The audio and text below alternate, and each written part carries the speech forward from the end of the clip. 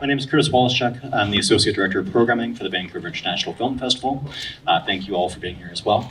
And I'll begin by introducing our panelists. I guess first of all, congratulations to all of you for having broken through and for being willing to share your stories as to exactly how that happened. To my immediate right is Lipovsky. He's a Vancouver filmmaker. His film Freaks, which is a very ambitious sci-fi action film featuring a tremendous performance by a young actress in its central role, abetted by some more veteran performers in the case of in the form of Bruce Dern. Really an ambitious film, but a film that was made, as Zach will get into, I'm sure, with great resourcefulness. And I think that's one of the key things for it. We can see a clip from Freaks, please.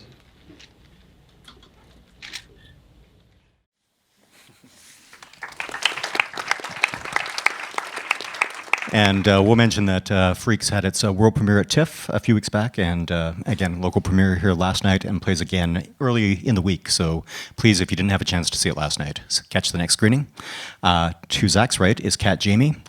Jayme is here with a documentary called Finding Big Country that has really kind of flown under the radar at the festival so far, has not garnered any public attention, but Kat is a documentarian. Her film traces looks back at the what might be seen as kind of the sorry history of the Vancouver Grizzlies NBA franchise here in the city, and its central figure, Bryant Big Country Reeves.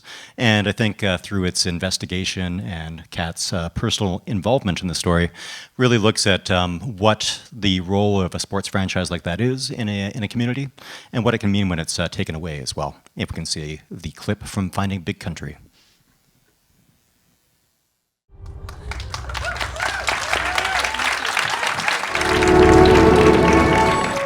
And Finding Big Country has its world premiere tomorrow evening.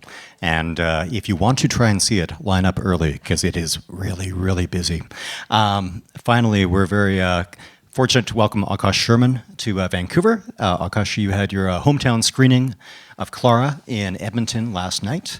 Akash has worked as a director, an editor, a screenwriter, had a short documentary, then you made a mockumentary, and now you finally found your way all the way to narrative filmmaking with Clara, which is a very rigorously intelligent sci-fi drama, and it really shows phenomenal vision, and we're very fortunate to have it at the festival and really excited to screen it for people tomorrow evening as well. If we can see the clip from Clara, please.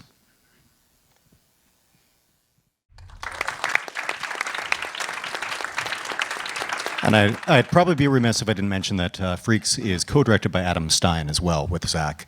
And we did the Q&A last night, and the two of you basically finished each other's sentences. So hopefully you're okay on your own this evening. Absolutely. Yeah. And so I think that maybe a question for all three of you is, these represent kind of key films in each of your careers, and why was it like this story that you wanted to tell at this point in time? Well, for Adam and I, we had been directors separately we'd been best friends for a decade and had struggled separately as directors for a decade. Had some successes, directing stuff for other people, but had never really, all the times we had tried to make something that was from our kind of authorship, it had failed, or just the way that movies never end up happening, had kind of drifted off into the ether. And so we went on a long walk together and basically just said, no, we have to just make a movie no matter what, and we have to come up with a story that can be made no matter what. If everyone in the world says they don't want to make this movie, it still needs to be able to be made by you, me, and a camera, and whatever we have left. And Adam had a son, and his family had a restaurant, and so we wrote a movie about a house, a son, a dad, a friend of his dad's, and a restaurant. And as we started kind of working on that concept and what that could be, resources, the snowball started to grow. And as we kept telling people we're making this movie, they were, well, we'd love to help out. We go, great. If all we ever get is what you're offering us, that's the amount of money or resources that this movie will have. There was no, if we get this, we'll get that type scenario. And because of that sort of dedication to that principle, it just kind of kept growing and kept pushing forward. And eventually the movie got made.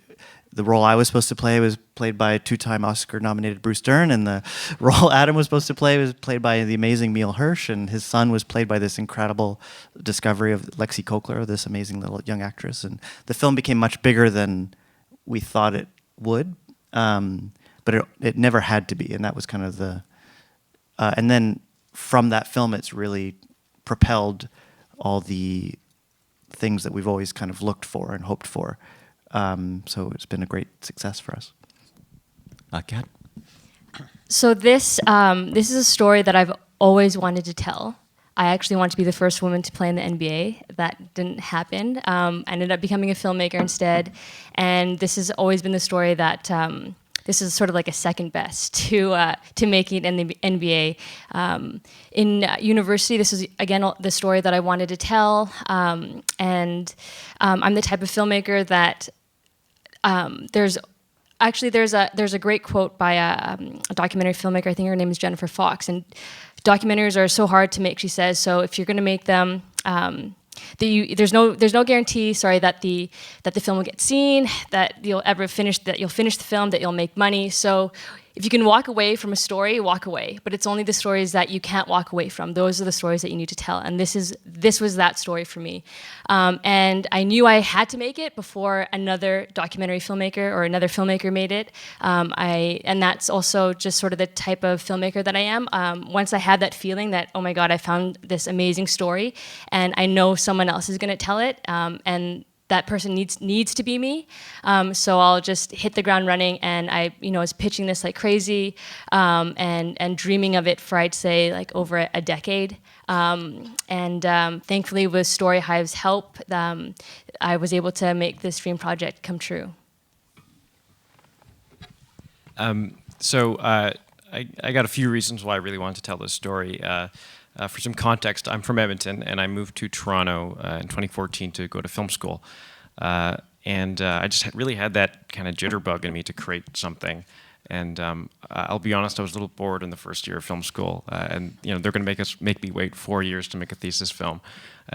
So in second semester, I just started writing, and there were two things on my mind: space and love. And the film really profiles the launch of 2 NASA telescopes. So one of the reasons why I wanted to tell this story is that we might be close to finding something soon because of the revolutionary instruments that are coming out.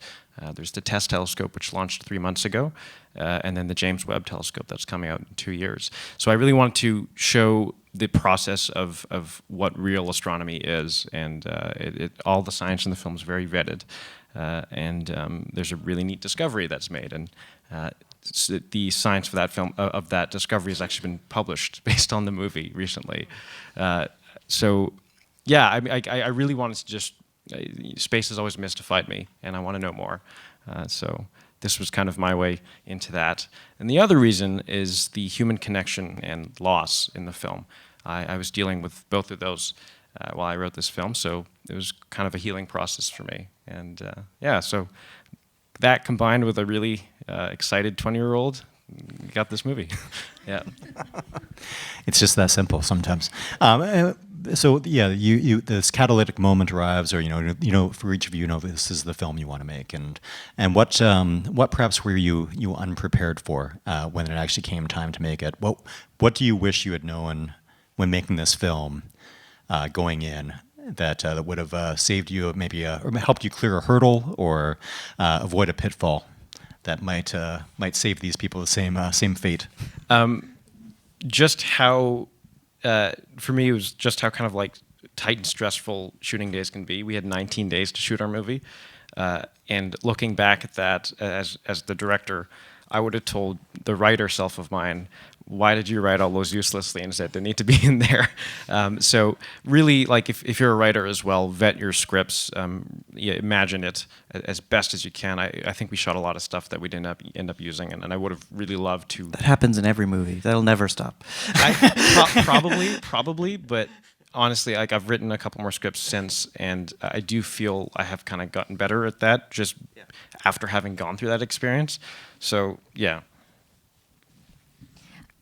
This is a hard question, and I think this project was an amazing experience to work on because I was surrounded by an amazing team. My producer is over there, Michael Grand, and he was just the best producer to have on board, and really supported me throughout all phases of production. We had a great cinematographer, Michael Dinsmore, great editor, Greg Ng, who really I felt truly invested in the story and believed in the story, and would fight for certain things, which is what you want. You don't want, as a director, I don't want to have my way the whole time. I want people to challenge me, and it just makes the project that much better. And so I guess, I'd say the thing that I learned is that the one thing that I learned in this process was that you can skirt around licensing, which was one of my scary, the things that I was most worried about with this project, because obviously I'm dealing with the NBA, and it's very expensive to license from the NBA. But Michael knew a way to sort of license, or not license, but get the footage with entertainment lawyers, and so we were able to get this footage. We did a bunch of calls to the public. Hey, who has like old VHS tapes that have Grizzlies games? And then it was my job to pretty much archive and go through everything. But as long as we used the footage in context and it wasn't over gratuitous, it wasn't like a 5-minute music video of Bryant Reeves dunking or whatnot, we could use the footage, and that was a huge relief for me, because obviously the archival footage just adds that much more. It makes it that much better, the film that much better, and it would have been so much harder to have it, because we were even brainstorming like, okay, should we use animation if we're not allowed to use archival footage? Like, how do we get around this? But thankfully, we were able to figure out a way to use the archival footage, and that was one of the best things about the best things in this learning process for me as a filmmaker. Our movie was, while we did have a budget, our desire was much beyond the means that we had. Even though we had money to spend, it was still never enough, obviously. So the film was almost entirely made on favors and people, and obviously that's a struggle to inspire people to do a bunch of stuff for free. But the main thing was that Adam and I ended up basically producing the movie as well, which we had a lot of experience writing and directing, but we didn't have a lot of experience. We knew the emotional side of what a producer does, but really the nuts and bolts of every step of the way producing we had never done. And that was a struggle, but it was also an amazing experience we just reached out to every kind of producer that did know what they were doing, and they were very eager all along the way. Every day we would call 3 or 4 producers with some question of how do we process this payroll for that, and what's withholding tax on this, and how do we sell to this person, and should they get that, and should we negotiate for this? Like all the stuff that really you do need to know. There's plenty of people that do know that, and they're eager to share it, and we called it our red phone. We just the 2 of us would separately call producers and get 3 or 4 answers, because everyone has a different way of doing stuff. But we were surprised by how many people we would readily admit to people we didn't know. It was easy because we were the directors. We're like, hey, we're the directors. Now, we don't know much about international sales withholding, but what should we be worried about? And a lot of people would really help us through that. And so I would encourage people to not be afraid of taking on jobs you don't know how to do, but surrounding yourself with mentors that do know how to do it. Oh, the 2 of you have both worked in VFX as well, and I know you mentioned that your writer self would do your director self a favor moving forward, and wondering, given that both your films deal in sci-fi to different degrees, yours obviously very grounded in fact and the reality right now, but did your kind of multidisciplinary nature as VFX artists, or having some skills in those realms, help you also kind of shape the worlds that your film took place in? And knowing what was possible at various thresholds, if you will, of budget? Every filmmaker has their own superpowers that they've put a lot of experience points into. Mine and and Akash, I would assume, have done a lot with visual effects and knowing how that works and the technical side of that. And definitely, as you're writing, having that background is super helpful. But you also, there's plenty of movies with lots of visual effects that suck. So you have to also balance that out with being very aware of it all coming from character and it all fitting in a world and it all being seamless for the audience. And but having the ability to, I did probably 70% of the visual effects in the movie. And so having that ability is obviously very, very helpful. And being able to think of a story, our film ends up getting quite complex visually. And as we were writing, we were able to kind of know that we could do that. So obviously having that experience helped in the writing stage. Yeah, everything he said was right. I think we made our film for like basically the exact same budget, and it's true. Like it's kind of daunting when you do have a like kind of a sci-fi layer to your film, especially for the financiers. They care about that production quality. So just having that kind of skill set, I guess, put everybody at ease. I did a bunch of VFX tests before we actually shot the film, and all of the space shots used real elements. Like all the sun shots are actually from the SDO laboratory time lapses of our sun, and the nebula shots are from the Hubble telescope. And I separated them into 3D layers and all that kind of stuff. But they're used very sparingly in the film. Honestly, quite a few of them were in the trailer, if I'm being honest. And yeah, like that. Just I did those as kind of like I did those for free. I didn't want to charge the production or anything like that. Like that was what I could really bring to the table as another hat. Yeah, I ended up doing about 90% of the visual effects in the film, and it saved a lot of money so that we can have an extra shooting day kind of thing. So, yeah. And going from VFX to documentary and realities. Kat, I know you went through a few different programs before making this film with Hot Docs and with Story Money Impact. How kind of formative were maybe you can speak how that influenced yourself as a filmmaker and maybe how essential it is for some of the people in the audience who are working in documentary realms to seek out some of those opportunities. For sure. So I actually, after I graduated from film production school at UBC, I worked at the National Film Board of Canada for about 4 years as a production coordinator. And I told myself that I was just going to learn as much as I could. While I was there, I considered that my second degree in film production because I got to be a part of so many different amazing animations, documentaries, and digital projects. And I learned sort of all the different stages of production, and I got to be mentored and become friends with so many amazing Canadian filmmakers, editors, directors, cinematographers who I've called, at like 8 o'clock, 9 o'clock, 10 o'clock at night, being like, oh my God, like please help me. Can you look at this cut? Can you help me? There's a contract I need to sign, and I don't know if I'm giving away the rights to something that I shouldn't. So that's as Zach was saying, like just find mentors and they will help you out. And I always say whenever, they've always told me, just when because I obviously you thank them and they just say, you know what, why can't I'm having such a brain fart? Pass it along? Yeah, pass it along, thank you. It was funny when a week ago, one of my good friends called me.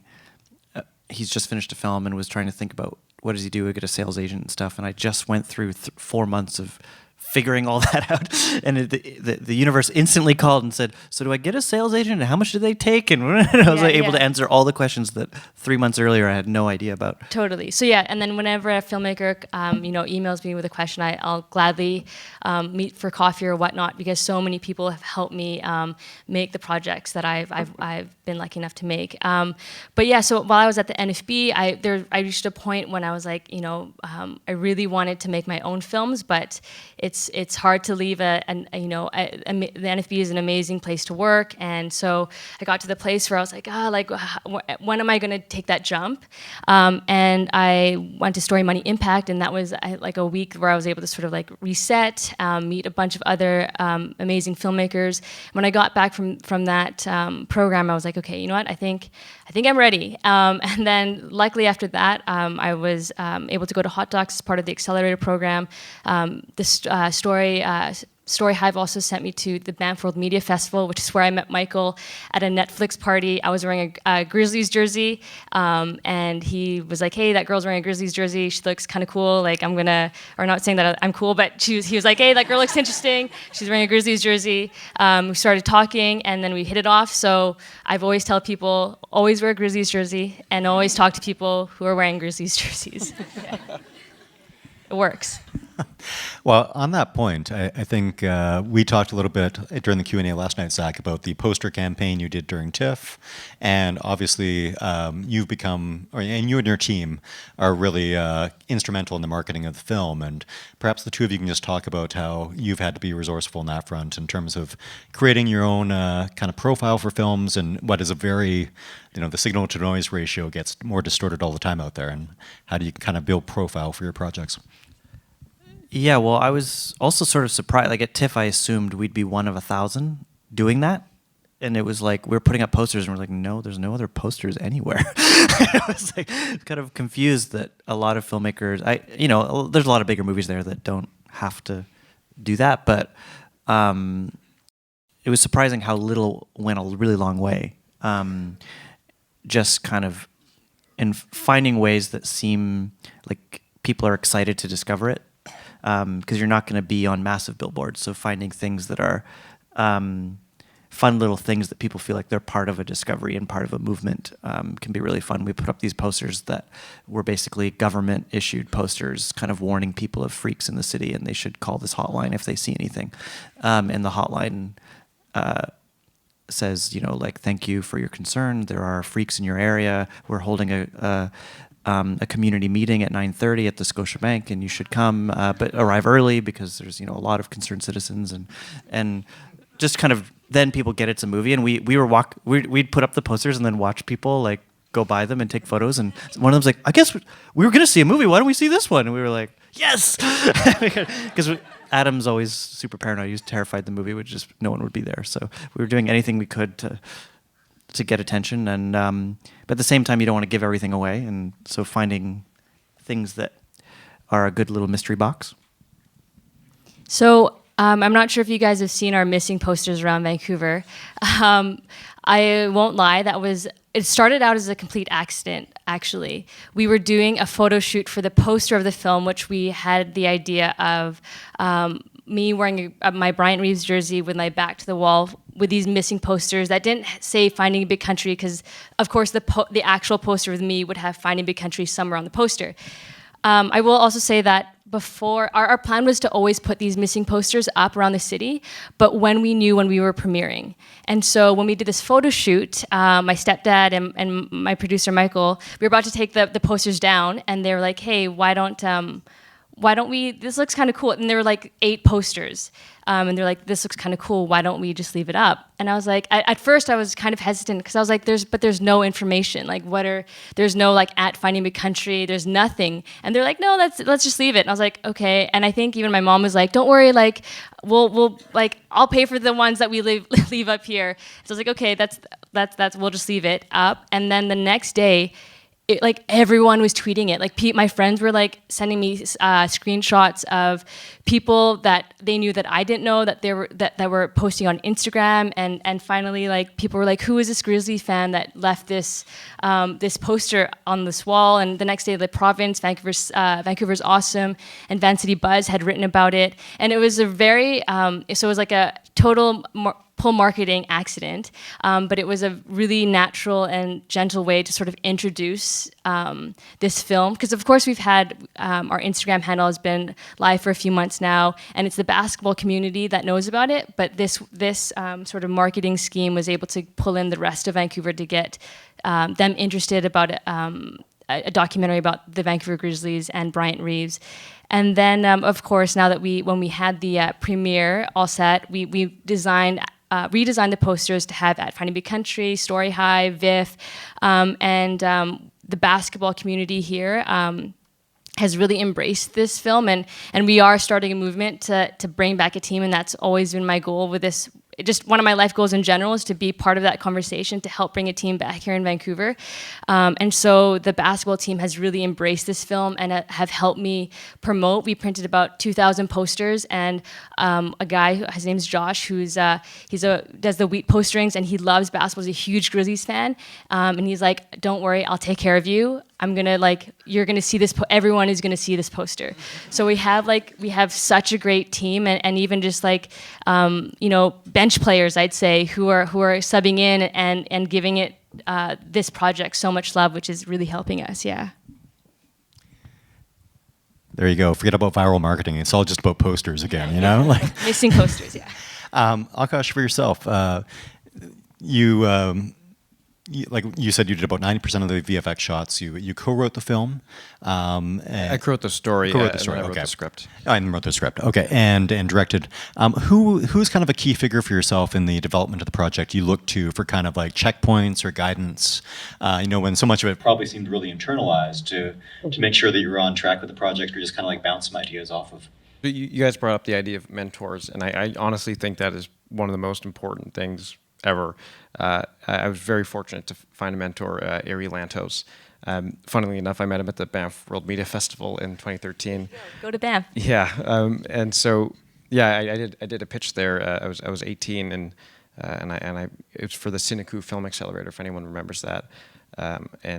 We didn't win, but Ari was in the audience, and he said, "Hey, if you're serious about this, move to Toronto or Vancouver." And because I'm from Edmonton, there's not much going on there. And he said, he gave me his business card. And he said, "If you have another idea, knock on my door." And so I moved to Toronto in 2014, and I called him up. And he has, throughout this entire process, I just felt really comfortable. If I had questions, he was there to answer them. Again, picking people's brains like that, like mentors, that's where you really absorb the most information. A few friends of mine who I would have graduated film school this year, actually, if I stayed in the program, and my friends that were in there, we had a meeting with Ari to discuss development on a new project. And coming out of that meeting, they were like, "Wow!" Like they just were blown away about different aspects of the industry that you wouldn't really know unless you talk to someone that's on the inside. So definitely reach out and pick people's brains. Perhaps for yourself and Zach, curious about your casting process as well. We talked about this a little bit last night, but was part of that maybe getting the idea down to, you mentioned the Sineku pitch as well, so tying a few things together, like having the idea so concentrated that you could really present that to potential actors, potential cast, and have it kind of spark with them right away? Or what was the casting process like for you? We actually, I cut together a mood reel. Again, so I managed to do a lot of those VFX tests, and I found lots of clips from other films, just kind of cutting together a mood reel, but it ended up becoming more of a trailer. And so that was kind of our spark in, I think, and then that in the script. And Patrick J. Adams was at the very top of my list for the lead in the film, Isaac. And he went to high school with Ari, my producer, which was just a random coincidence. So we got really lucky. He was the first person we approached with the role, and he immediately responded to the story and had a lot of notes on the script and the character, which is great because I wanted to kind of grow in collaboration with him. So, yeah. Yeah, I mean, there's two types of casting. There's doing auditions and getting actors, and that's a really fun experience. The type of casting where you're going out to people that are beyond auditioning, I've often found to be the worst part of making a movie. It's the most, because it's the one part you really have almost no control over, and it's the one that often makes or breaks the movie even getting greenlit. So it's the most stressful and most painful and awful part of the process for me anyway.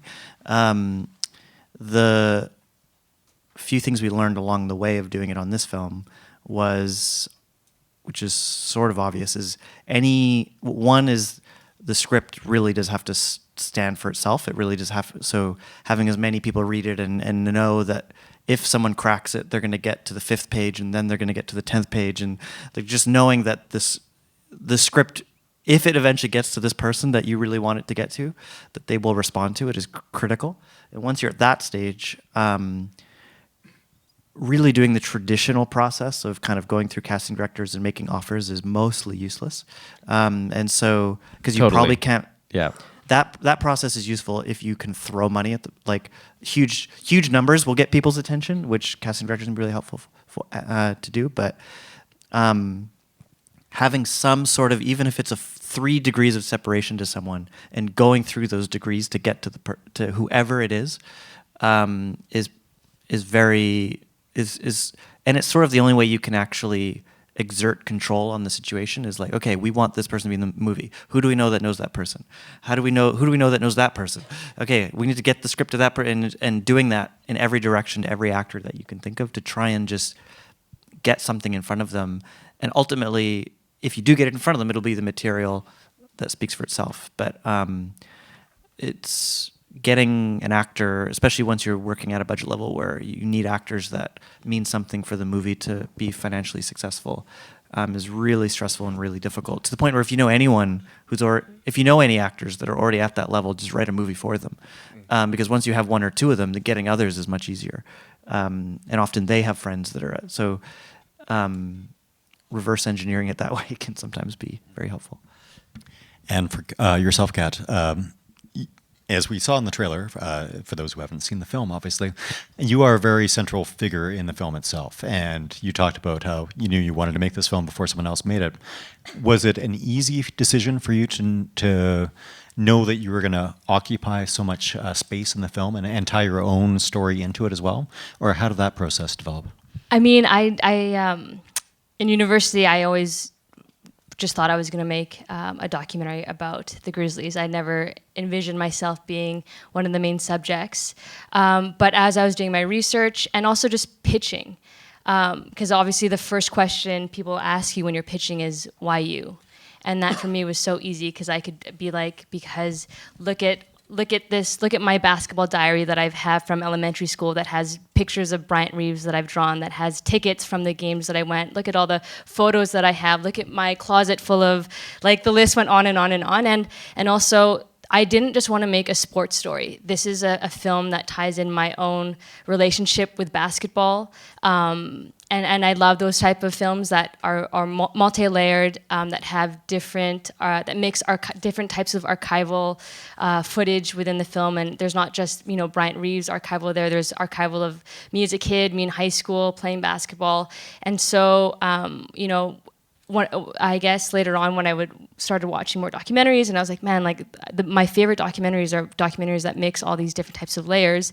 And I was like, I can make this, in my head, I can make this Grizzlies documentary more than just a story about Bryant Reeves and the Vancouver Grizzlies. And I think people can sort of relate to, because I feel like I'm not the only kid who wanted to play in the NBA, WNBA. Like everyone had that childhood dream. And so I feel like even if you don't know who the Vancouver Grizzlies, who they were, or who Bryant Reeves is, I think you can probably connect with, or hopefully connect with, my personal story of with basketball and wanting to, and just being a child and having childlike dreams.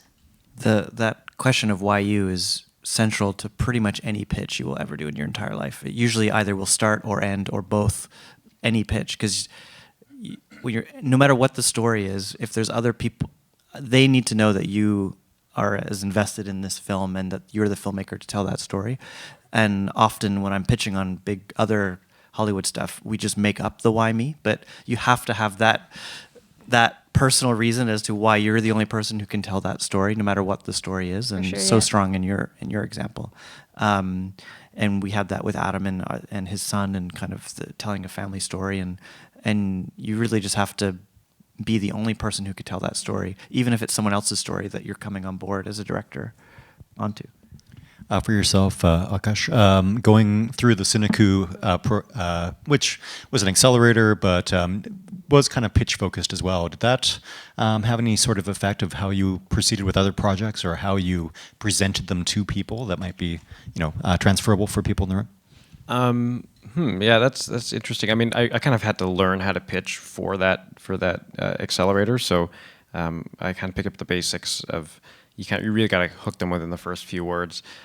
But I did kind of have the benefit of with Ari is that I just kind of got to sit in a room with him for a few hours. We just talked, it wasn't too like I wasn't too nervous. You know, I got to pitch this guy. I got to put on a nice suit, kind of thing. It was just a conversation, and I guess he sensed that idea of this is the right person to tell the story. That this person is very passionate about what they're talking about. So yeah, finding people that you can really be on the same wavelength with is really important. Because then when they get excited, then things are going to start happening. And maybe on that subject of being on the same wavelength, I think it's important to maybe point out, at film festivals sometimes it's perhaps your only chance to see some of these films, but all of you have kind of secured some guarantees or assurances that your films will be seen beyond this festival. Clara is going to be released by D Films, and Finding Big Country will be available through TELUS platforms, and Wellgo USA purchased Freaks. And maybe you can just talk about, I know the TELUS piece is a little bit different, but the decisions or considerations that went into like who you were going to entrust with this film that you put years into, and those conversations that you had in terms of getting that out into the world.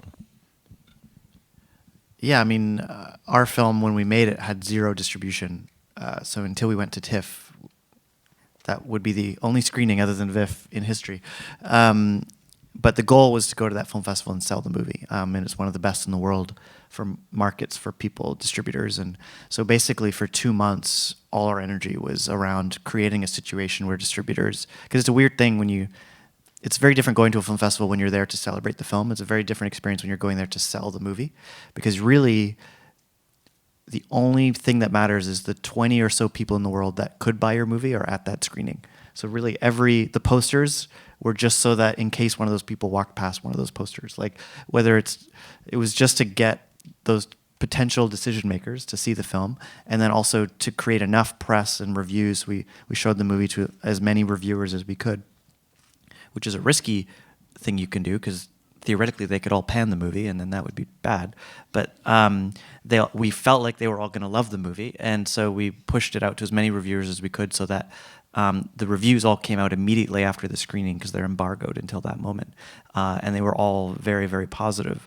And then you have a sales agent who's sort of like a real estate agent whose job is to follow up with every person that, first of all, to get them there, kind of like an open house, and then to follow up with them and tell them about everyone else wants this movie. Are you going to make a bid? And kind of create a situation where hopefully, and then as far as choosing a partner, it's just like choosing any partner. It's the people that believe in it the most and you feel like you're going to have a long relationship with, and that they're going to do justice to your little baby that you've birthed into the world at that moment, and you're handing it over to them to raise and send out into the world. So just making sure that they are as passionate as you are, and we had a lot of support from our investors and stuff that they wanted the right partner, not necessarily the one who would pay the most.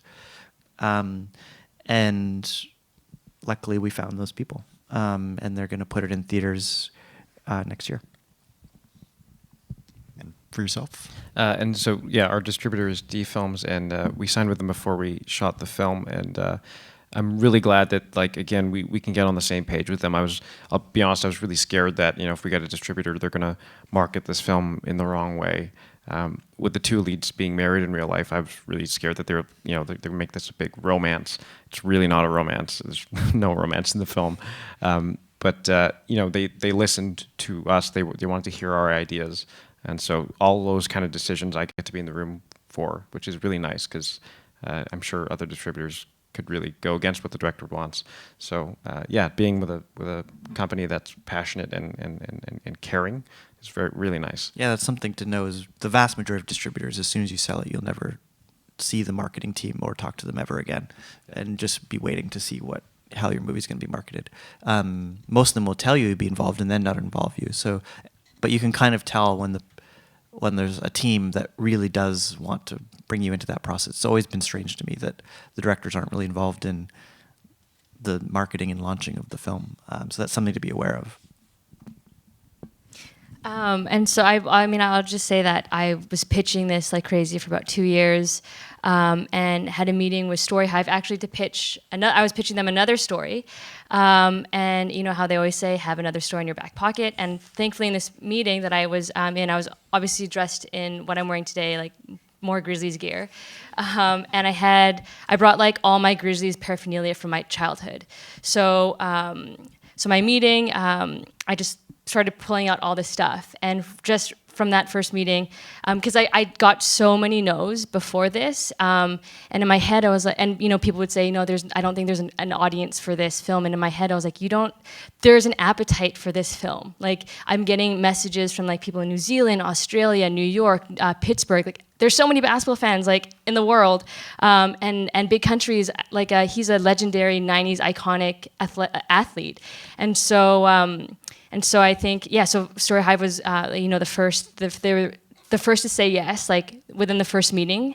It was like, okay, we want you to have another meeting with like the next, you've passed like level up, and so it just took off from there. And what these, you guys have both been saying, it's just you have to find people who really believe in the story, who are there to support you. And I can't say how amazing Story Hive has been throughout this whole process. So yeah. And that passion that all three of you have expressed through the entire pitching process, the development process. When you get on set or on the shoot, that obviously has to transfer over to the crew rather, who, in the case of making a low-budget film, you're probably once again in a position of asking a lot of favors of, or asking them to try to get 20 days of shooting, or 30 days of script and 20 days of shooting. And maybe you have some advice for the people in the room, just how to approach life on set, or how to create the right atmosphere to make sure that everyone's on board. Yeah, Adam and I do a lot of work on that and think a lot about that. Because even when they are getting paid well on a bigger budget stuff, it's still the same problem. You still need the crew to be supportive and wanting to do good work. And you benefit from that hugely. The more happy the crew is and the more fruitful the ideas are that are coming forward, you get to claim all that credit and and benefit creatively from it. One of the big things is kind of creative ownership. So everyone on set is theoretically better at their job than you are at their job. You are sort of the keyhole that all the decisions have to go through creatively, but empowering them to have creative ownership over whatever their discipline is, if they're the person painting the wall or the person doing the makeup or building the props or whatever, is to, every time they make a mistake or make a decision that doesn't fit with the direction that you are creating, is not to tell them, no, it should be blue when they've done it red, but explain to them why it needs to be blue. Everything else in this movie is blue, and that's because of the character who expresses blah, blah, blah, so that their next 3 decisions they make when you're not there are in the creative direction of the rest of the movie, and they then get excited about it more, and encouraging them to solve problems with the idea of the goal of where they should be aiming, so that they get invested in it and they feel like they're contributing. And if you create an environment where everyone's feeling that way, often most people don't. We often say outright that's what we're going to do at the beginning of a shoot or prep, and people are often fairly skeptical. And then they start seeing other people suggest ideas that then change the course of the ship, and they get excited to do that themselves. And so it's very. That's almost, I often think half of a director's job is not managing the story or the talent. It's creating a teamwork environment that will become, film is one of the most collaborative, or probably the most collaborative art form. It's one of the few arts that you basically can't do by yourself. You need, like poets and painters and musicians could theoretically do every job and finish their thing, but a filmmaker can't. So you have to put a huge amount of energy into that, and the benefits of it are massive. As a director, it's you are the leader of your crew, and thankfully with Story Hive's help, I didn't have to pay out of my own pocket to pay crew on Finding Big Country, which is great. But we were a very lean crew. There was only, I'd say, like 5 of us, key core team members: editor, cinematographer, producer, and then myself, so 4. And yeah, as Zach was saying, you really need to create that team environment to make everyone feel like they're a part of the project. I learned this playing basketball.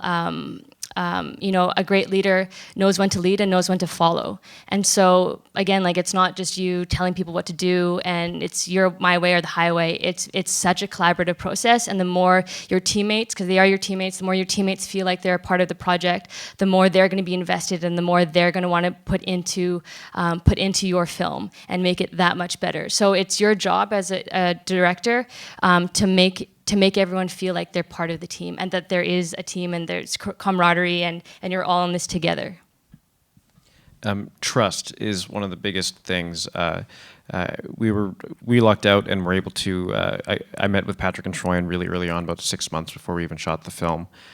So swapping script notes on their honeymoon, even I really wanted to give them as much leeway with the characters as I could, and empowering them because they are really good at their jobs, and you kind of just got to let them do what they got to do. And the cinematographer, we shot listed the film 6 months before we shot. So again, leading up to those 19 days, it was surprisingly comfortable on set because we were kind of a family unit. We all knew what we were doing. And I managed to get 8 hours of sleep every night. I don't know how, but that's because I trusted everyone on set. The art director, the costume designer, we all had conversations beforehand so early on, and we were kind of a hive mind, and if something didn't fit, that's my job to be like, okay, let's try that a different way. But yeah, it's collaboration and it's trust. I will just add, though, because I was a subject, or I'm in the film at some points, and I couldn't direct, I needed a cinematographer and I needed a producer who could direct me when I was in front of the camera. And so that was a discussion that I had with my team, because I want to be in the moment when we're filming, and I don't want to be thinking about all these things. And so most of the time, I'm not seeing what my cinematographer, Michael Dinsmore, is doing. I'm just trusting that he's getting everything that I need. When I'm interacting with characters, I'm not looking, I'm in the shot, so I just have to, and I trusted him. I knew that he was getting everything that we needed, and we did. We had even more than what we needed in the editing room. So yeah, trust is definitely super important. Well, why don't we turn it to the crowd, and if we have any questions up here, we will field them down here.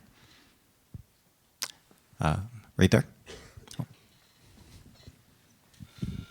Hello, I'm just wondering, all of you have made the leap to making feature films, and I guess we're often told that a way to get there is to start by directing short films, and I know that's the case with Zach and Akash. And I'm just wondering, I guess, for whoever wants to take it, how that sort of informed and when you felt you were ready to make the leap to making a feature. This is actually my second feature. I made my first when I was 19 on a budget of $7,000. My best friends and we took a camcorder on a road trip through the Rockies, and we filmed a movie about a group of friends who go on a road trip to cross off their bucket lists before the world ends. So, with my VFX background, I was able to put about 5% of sci-fi, but the rest was just kind of a movie about friendship. And I had made 2 short films by that point, and I really wanted to make the leap to a feature kind of earlier on, but we like to kind of call it a mockumentary because it's just us hanging out doing cliff jumping and stuff. But yeah, there's something really satisfying about making a feature. It just, I don't know, I like to think in long form anyway.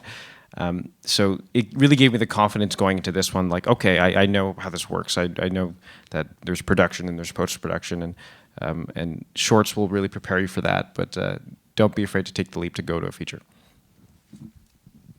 Yeah, the shorts are where everyone should start. You need to make as many of them as you can stomach, and because you need to get out your, at CalArts they talk about your 10,000 drawings. Like when you show up at CalArts, which is an animation school, they say you have 10,000 terrible drawings inside of you, and we just need to get them out of you.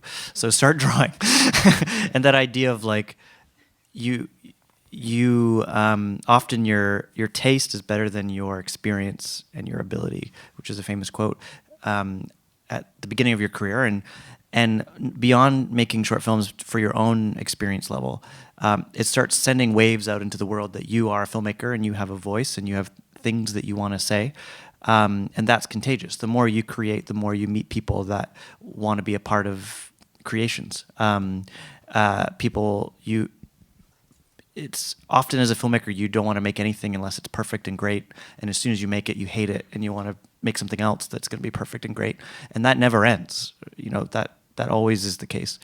But I think the most important thing is to continuously be creating. What often happens is it's happened to every filmmaker I know, and it'll happen to you, is you make a short and you're like, that was pretty good, but I can do better. And you make a good short, and then maybe you make one last one. You're like, this is the short that I'm going to make that's going to be my calling card, that after this short, I'm a feature filmmaker, and you make that short. And then you start wanting to make a feature film, and that is an incredibly impossible task that often can take a year or 2 or 3 or 4. And you stop making anything. And 3 or 4 years go by and you haven't made a short or anything, and you start wondering why no one thinks you're a director anymore. And it's because you haven't been directing. And so I often think it's better to be creating continuously, and telling the universe that's what you do and that's what you want to be doing, whether it's a short or a feature or a virtual reality thing or just a funny thing for YouTube or for your Facebook page. Like, just being less concerned about your career path and more concerned about not stopping making stuff, and that will kind of solve your career path for you. 'Cause I have a lot of friends, they'll be like, they have, as most people need to have a day job, and it prevents them from creating anything because they want to be making a certain level of stuff, and then they wonder why people don't think of them as that type of creator. So that struggle, though, of wanting to create beyond what you are creating right now never goes away. I often think the idea of breaking through is actually sort of hurtful, because you don't ever break. There's no giant wall that you get through and then everything's awesome. You are continuously always trying to jump over a wall at every stage, and that happens for your entire career. But the one thing you can control is just always making stuff. I do want to add something onto that, though. Many producers are more interested in features than they are in shorts.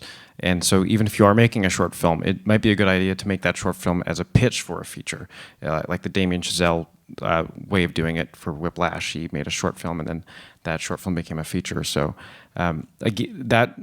producers are more excited about features than shorts. So I personally think that leap to making a feature should always be in the back of your mind. And so while I was at the NFB, I finished a short documentary called Paradise Island, which is an environmental documentary. And I wrote, direct, edited, produced it, did everything. And so it's always great to have a film like that in your back pocket, because when someone comes knocking, and wants to see your work, that was my way of saying, okay, look what I did all by myself. Imagine what I could do if you actually gave me money and I could get a team behind me. So this is what I can do by myself, but yeah. Oh, that is actually our entire hour. So I want to thank our 3 guests for sharing so much of their experiences, so much of their expertise with us. Please go and see all of their films during this festival or when they arrive theatrically. Thank you so much for being here.